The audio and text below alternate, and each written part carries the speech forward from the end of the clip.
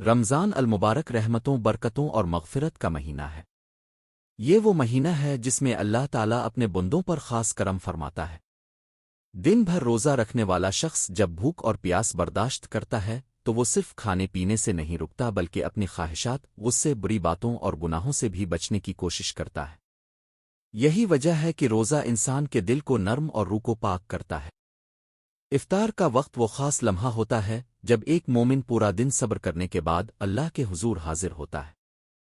اس وقت اس کا دل عاجزی سے بھرا ہوتا ہے، آنکھیں نم ہوتی ہیں اور زبان پر دعا ہوتی ہے۔ یہی وہ وقت ہے جس کے بارے میں بتایا گیا ہے کہ روزہ دار کی دعا رد نہیں کی جاتی۔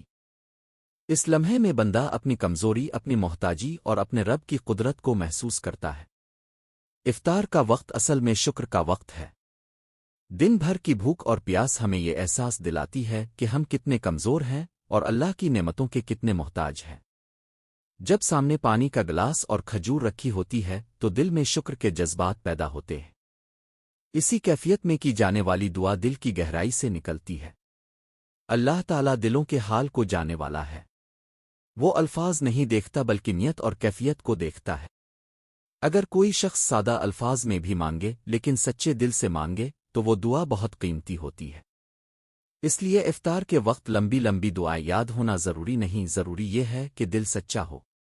بہت سے لوگ افطار کے وقت صرف کھانے کی تیاری میں مصروف ہو جاتے ہیں اور دعا کو بھول جاتے ہیں، حالانکہ یہ چند منٹ بہت قیمتی ہوتے ہیں۔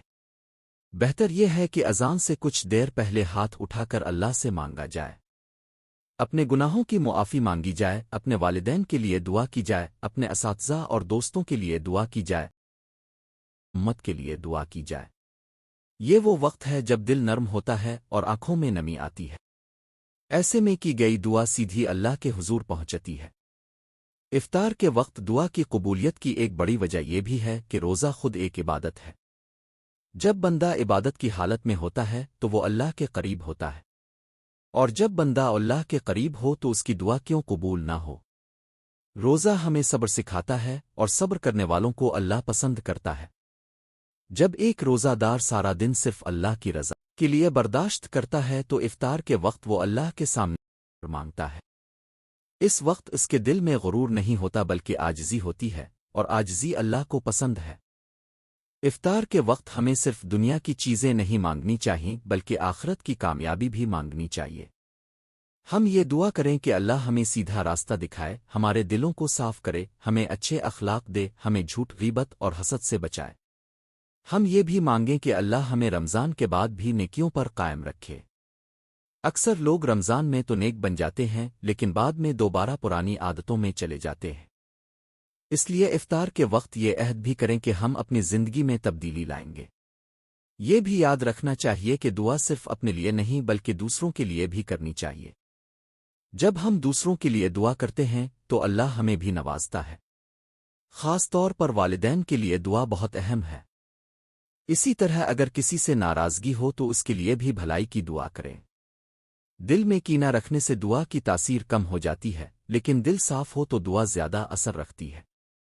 افطار کا وقت ہمیں یہ سبق بھی دیتا ہے کہ اللہ کی رحمت بہت وسیع ہے۔ جیسے ہم سارا دن انتظار کے بعد افطار کرتے ہیں، اسی طرح ہمیں اللہ کی رحمت کا بھی یقین رکھنا چاہیے۔ اگر ہماری دعا فوراً پوری نہ ہو تو مایوس نہیں ہونا چاہیے۔ کبھی کبھی اللہ ہماری دعا کو بہتر وقت کے لیے محفوظ رکھتا ہے یا اس کے بدلے کوئی بڑی مصیبت ٹال دیتا ہے۔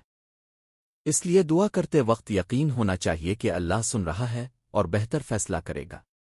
آخر میں یہی پیغام ہے کہ افطار کے قیمتی لمحوں کو ضائع نہ کریں۔